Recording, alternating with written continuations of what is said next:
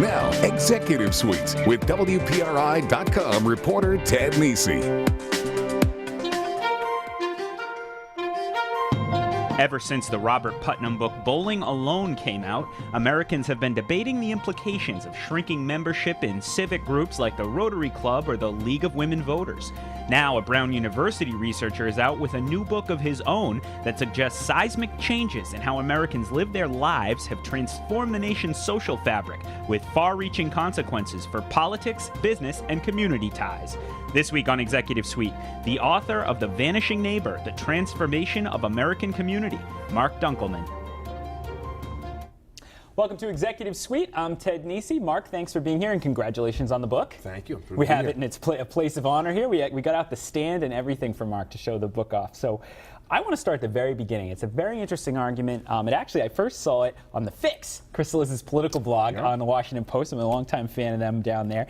And it grabbed his attention. The Washington folks are really interested in your argument, which we'll get into. But to get people into what you're talking about, very first line of the press release announcing your book says this, quote, "Without any notice, America's basic community building blocks have dissolved." That's quite a statement. What do you mean that the building blocks have dissolved? Throughout American history, we've had a certain way of organizing American society. For the most part, we've had something that looks something like Little House on the Prairie, where people with different points of view and different experiences and different backgrounds are all interacting almost inadvertently. They can't avoid one another. That happened in colonial villages, in frontier towns, in urban tenements, in first-ring suburbs. Now, for the first time in American history, we're reorganizing the way we build community so that we're able to be in touch with different kinds of people, and we're avoiding those inadvertent conversations that we used to have with people who had different points of view. So this is the idea that the doctor who lived next door to, I don't know, the manager of the supermarket or something like that, meeting up, and maybe they wouldn't usually cross over professionally, but they were talking, that's just not happening as much anymore for various reasons. What reasons are you thinking about? Well, if you think of the time and energy you have in your life as a bucket of time, and you're allotting certain portions of what you have to different kinds of relationships. In the past, we couldn't help but spend time talking to people who had different points of view, whether it was at the PTA or across the street or on the bus or on the factory floor. But today, oddly enough, we're able to allot that energy and that time to both to our most intimate contacts, people who we love the most, who would be likely to text. It turns out that people text really only a handful of people, for the most part. And secondly, we're able to be in touch with people who we have a single common affinity. So maybe we share the same politics, or we both love to crochet, or we both support the Cincinnati Bengals. I'm not a Patriots fan. I'm a Bengals fan. So it's been a tough week. It's been a great week. So because we're able to allot our time and energy to those very intimate and very, very ephemeral relationships, those middle relationships, what I call middle ring relationships, have begun to disappear. I can already hear some people at home saying, wait a minute, aren't there always people like you coming out and saying everything has changed now? I think of, when radio came, people said, oh, but we're not gonna meet in the town square to get news. We're gonna be listening to national entertainment instead of local things like that. Is it really a major different break at this moment that you see from what we've seen in those transitions in past periods in American history? We don't know exactly what will happen in the end. We thought, or there was a whole school of sociologists at the turn of the 20th century who thought that American community was falling apart then, and it actually came back together in urban neighborhoods and then in first-ring suburbs. But we're going through a pretty major transition at the moment, and it's not one that we're noticing because we tend to focus on one thing, and you're exactly right. We talk about how the media's changed, or we talk about we talk about very individual shifts, bowling leagues, but and technology and social media. We talk about individual changes to American life. But if you put the whole picture together, what you begin to see is that the very fabric that lasted, despite all the other changes from the colonial period really through the mid-20th century, has actually begun to shift. And it's not that community is falling apart entirely. It's not that we're becoming isolated. It's not that, that tomorrow everything is going to dissolve. But it is a very fundamental shift in who we know and where we're getting our ideas. And I think it's really the second major shift in American history, the first being right before the American Revolution. So there are two concepts that come up a lot in the book. The first one, I want to get into both of them. First one's about townships, and that's the Alexis de Tocqueville term for what we think of as our village, our city, our neighborhood, whatever, however you want to put that.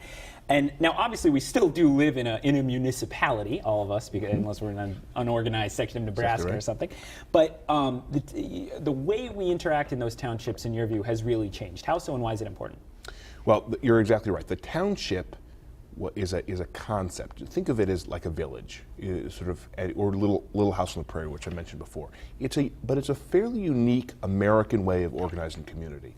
In Europe, and this is what Tocqueville was noting in the 1830s, they had a different way of organizing it, and it was much more focused on class or on religion, and people identified primarily with people of their own class or their religion.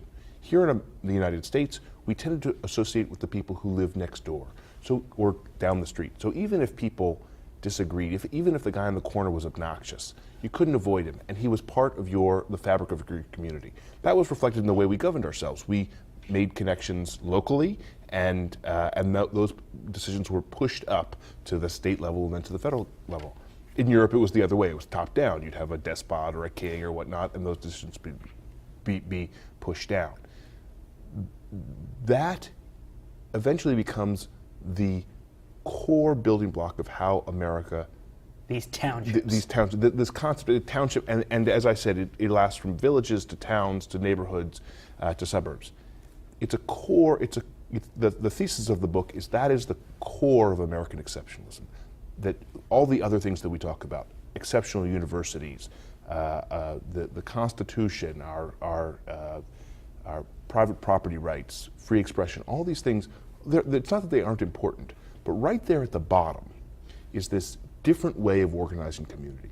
Because the fact that people who don't necessarily agree with one another, don't come from the same background, the fact that they were in constant touch and constantly trading thoughts and conversations, inadvertently, not because they necessarily wanted to, but because they had to, that is right at the core of the American experience.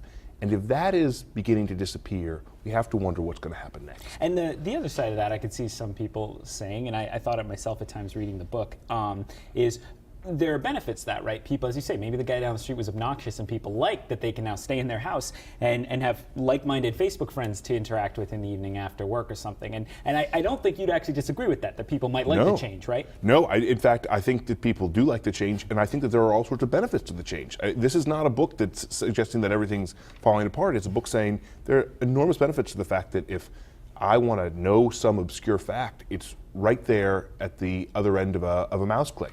That people who are researching cancer in Kansas and those who are researching it in Argentina can follow each other's experiments in real time. I mean, there are incredible benefits to the new way of organizing community. But rather than have a conversation about whether it's good or bad, let's at least acknowledge it's different. Yes. And that's what the argument I'm trying to make. And there are benefits to both, and we need to compensate for what each of the alternatives lacks. And before anything else, understand that it's happened and look at it. Exactly. All right, we're going to go to a break, but when we come back, we're going to talk much more about Marc Dunkelman's new book and the transformation of American community and what it means maybe for Rhode Island. Stick with us on Executive Suite.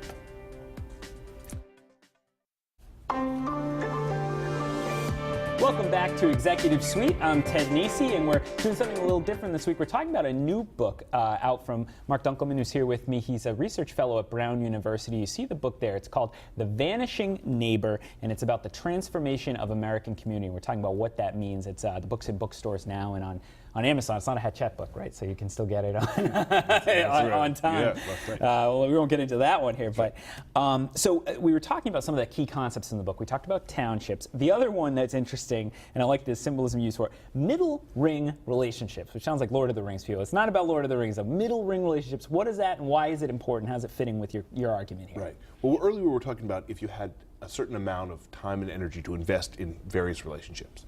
If you organized everybody you knew in a model that looks like the rings of Saturn, with the most intimate contacts in the inner rings, and so your wife, your children, your spouse, your parents, exactly right, your best friend, and then you move out successively to less and less intimate relationships. So at the very end, maybe the barista who you ordered a latte from a couple days earlier. if you think about where you allot your time and energy, the argument of the book is that we're investing much more in those inner ring relationships. So we're in touch with the people we love the most much more frequently. We spend more time with them. You talked about. Their texts. We're spending more time with our kids. Even adults are spending more time with their adult parents. And then alternatively, we're spending much more time in the outer rings. We're spending much more time tracking what an elementary school friend is doing on Facebook. It's in those middle rings where our social capital is being transferred away. And for people who don't know, what's that social capital? What's social that capital is the time and energy that you have to invest. Just like hard financial capital you invest in a company. Exactly right. Social capital is your time you can spend chatting with somebody. Correct. I give it to you today, and I give it to the barista tomorrow, or whoever. Correct. And so on the whole, I mean, everybody is investing different amounts of social capital in different relationships every day, just as you say. But on the whole, in America in general, we are investing much more heavily in the inner rings and the outer rings to the detriment of those in the middle. And that's not because we're bad. It's not. There's no nefarious intention. It's just we have the opportunity to do it. And in many cases, those are the relationships we value the most. We would rather spend less time talking to somebody at the PTA and more time with our kids, or more time talking to somebody who agrees with us on a political issue. But you think that it does have a downstream impact on how communities work to not have those, to not forge those middle ring relationships. That's exactly right. How so? It's in those middle rings where you begin to appreciate what people who have different points of view think, why they think what they do, and you begin to figure out ways to accommodate. So the people that you love the most, you know what they think. At the other end, in the outer rings, those are people that you choose to be in touch with because you share an interest. You're both fans of the New England Patriots. You both love to crochet. You both are conservatives. You both are part of the Occupy movement, whatever it is. It's in the middle rings where you had substantive interaction with people who had different points of view. That's really the essence of American exceptionalism, right? It's in those interactions where you begin to say, I don't really agree with you on that subject, but I understand why you think that. Or, it never occurred to me to think about something the way you're thinking about it because I never would have had that interaction, except for we met across the street because we're neighbors, or at the Rotary Club, or at the PTA, or in a My neighbor, bridge tournament. he's such a Republican, and we always get into it about politics or whatever. Exactly. And so the hope is that new ideas would spur from middle ring relationships, that political compromise springs from middle ring relationships. And in the absence of them, it's becoming clear that there are a whole series of shifts that we're noticing. Politics is dysfunctional, innovation is down, the social safety net seems to be fraying. And we rarely connect that to what's happening in an American community on a street level. But I'm arguing that that's actually the root of it all. And you say street level, and one thing that I think that comes through in this conversation and in the book is a lot of ways, it's about the shift from a mostly physical world of, the people around you, literally around you in the same area, to a world that's much, much more virtual, much more with technology being what it is. You can talk to people anywhere, and you don't have, people might have chosen to be less into townships in the 1800s if they could, but they just couldn't, and now they can, and that it's just having these huge impacts. That's right. One of the huge issues here is the fact that we are in the middle of a digital age. And in the digital age, you have many more opportunities to really focus in your social capital on the relationships you love most. So those are the people who are closest to you, and then at the other end, the people who agree with you. And we no longer inadvertently have to run into people who have different points of view. And many people blame, and this is where some of the folks in Washington I mentioned have found your book interesting, blame the dysfunction we see in Congress and in Washington on polarization of those folks, forcing the very agreeable, regular Americans not to get along. But you actually think it's in some ways working in the opposite way, right? That's exactly right. There are a series of things that we assume to be the reason that Washington is broken. And your viewers will know the litany pretty well. Money in politics, gerrymandering, the filibuster, too many lobbyists. The truth is, all of those institutions, or all of those money in politics, all of that existed before Washington became as dysfunctional as it is now. And so the real question is, what actually did change? My argument in the book is that because we don't know our neighbors, because we are not invested in the middle rings, because townships are dissolving, the primary mechanism by which we began to build compromise from the bottom up in American politics has begun to wash away.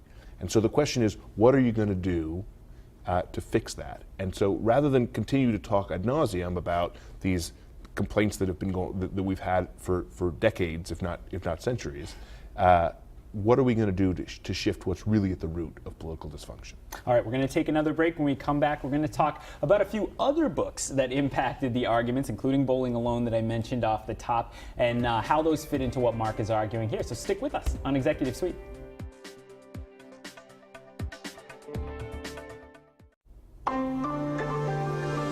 Welcome back to Executive Suite. I'm Ted Nesi, and we're talking today from Brown University with Marc Dunkelman, whose new book out now is The Vanishing Neighbor, The Transformation of American Community. Very interesting, and I recommend it.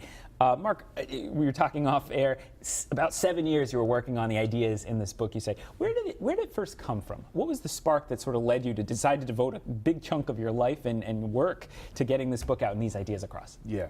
Well, it's an excellent question, and it actually stems right from what we were just talking about. I was in Washington for almost more than a dozen years, and the conversations I had with people about why things seem to be broken in town perpetually revolves around that same litany of issues. And I would go through them, or I'd fly home to Buffalo, where my father is, and he'd ask me, why are things so broken down there?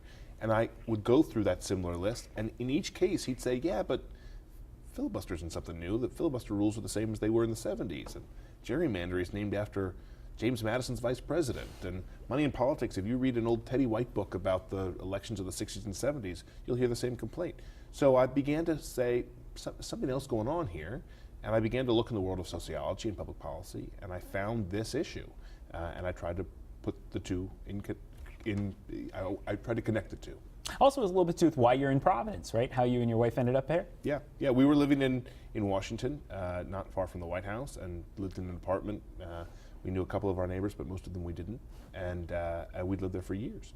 And so we began to say, if we have an opportunity to move, is there some place where we could go where we would build the sorts of middle ring relations that I talk about? And we looked up and down the East Coast, and this place that seemed the most appealing to us was Providence. It had a great university, great food. It was affordable. It sort of had all the pieces, and indeed we found a little street in Providence that fit the bill, and we're just very happy. So I mentioned I want to ask you about a couple other books that some of them you mentioned directly. Actually, all of them I think you mentioned directly in here. I mentioned at the top, Bowling Alone, that famous Robert Putnam book, drove a lot of conversations in the 90s and into 2000 about the social capital issue we're talking about, and bowling leagues being the famous example. People aren't joining them anymore, and what does that mean? What do you think he got right, and what do you think maybe wasn't right either in the book or in the conversation that led from it? Yeah, well, he clearly got the big picture right, which was that he identified that something huge was happening in how Americans got along with one another, that American community was changing. His focus, and when he talked about social capital, he sort of talked about it as if it was like the temperature, in the sense that he just sort of said it was going down, that we had less social capital in the aggregate. My argument is a little bit different in that it suggests that we are shifting our social capital from one group of relationships, namely the middle rings, to the inner and the outer rings. And so that it's not that the American community is dying so much as it's shifting. And I think that's an important distinction. But the core thesis and the reason that Putnam received so much attention was that it was something that people could feel. If you compare the life that you have, or that your viewers have today, and the people they know, to the people that their grandparents knew, or even the people that their parents knew when they were growing up, they can feel that it's a different social fabric. And Putnam really opened the door to that, and as the discussion that's happened since really should be credited to him. So another book about these themes made waves a few years ago, especially in political discussions, was this book called The Big Sort, which you referenced in there. Basically about how Americans increasingly live around Americans who feel the same way as them. It's part of why you see Rhode Island's now 64% Democratic or so in a presidential election, even though in '84 it actually went Republican and things like that. Yeah. What do you think of The Big Sort, and how did that influence your thinking? Well, the Big Sort, Bill Bishop, it's a brilliant book, and he again points out something that's really crucial to understand. The distinction that I'd make is that whether or not the people who live next door to you agree with you on this or that, or if you live in a neighborhood that's monolithically progressive or conservative, if you don't know your neighbor, if you drive into your garage at the end of the day, close the door, walk in, cook dinner with your family, have a meal, help your kids with their homework, then put them to bed and get online, and you never have that experience talking to the people next door or at the PTA, then the fact is it almost doesn't matter who lives near you. And so the question is whether in the course of your daily routine you're having interactions with people who have different points of view. So I think Bill's making a really important point. I'd love to focus more on what your individual experience is during the day, and whether or not you know your neighbors or you live around people who agree with you.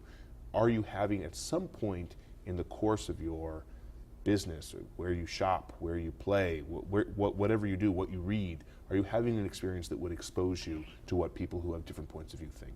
The other one, and I have a real soft spot for this book by a guy named Sean Safford. This is probably the least known of the three, but it's called Why the Garden Club Couldn't Save Youngstown. And my thumbnail version, I read it a few months ago, I really thought it was interesting, especially actually for Rhode Island. And it was basically that the overlapping social ties in Allentown, Pennsylvania helped that community deal with economic changes and dislocation far better than the more narrow ties in Youngstown, Ohio. What did you take away from that? And do you see anything lessons Rhode Island maybe would take away from that, or Providence? As we have our endless debates about economic development here and what to do. Right. Well, there is a certain sense, and Safford's book, you're absolutely right, it's a brilliant book. It suggests that it's not whether you know people or don't know people, it's who you know. And the distinction is that in Allentown, people happen to have the experience of being able to reach out beyond their own community, beyond their own parish, beyond their own job, and know people who had different points of view, so that new ideas emerged and new possibilities. Exactly, particularly when the Rust Belt began to rust out. Rhode Island benefits from the fact that there is so much diversity around here, and we have tentacles into New York, into Massachusetts, into Connecticut. We're right here at the nexus of all these different points of view, and we really have the potential to benefit from the fact that there are overlapping ideas, there are possibilities to reach out beyond our own experience. It's one of the reasons that Catherine and I decided to move here. We thought, this is really a dynamic location. And we've got world-class universities and up-and-coming startups, and there's all sorts of possibilities. And the hope is that 10 seconds left. Yeah, the hope is that people who have different points of view here in Rhode Island begin talking to each other more and more, rather than being cloistered among their own the people who agree with them. All right, good advice to end on. Marc Dunkelman, thank you so much for being with me this week, and thank you for tuning in. Again, the book is The Vanishing Neighbor, The Transformation of American Community. It's in bookstores now. If you missed any of this show or any other episode of Executive Suite, those are all on WPRI.com. We'll see you back here next week.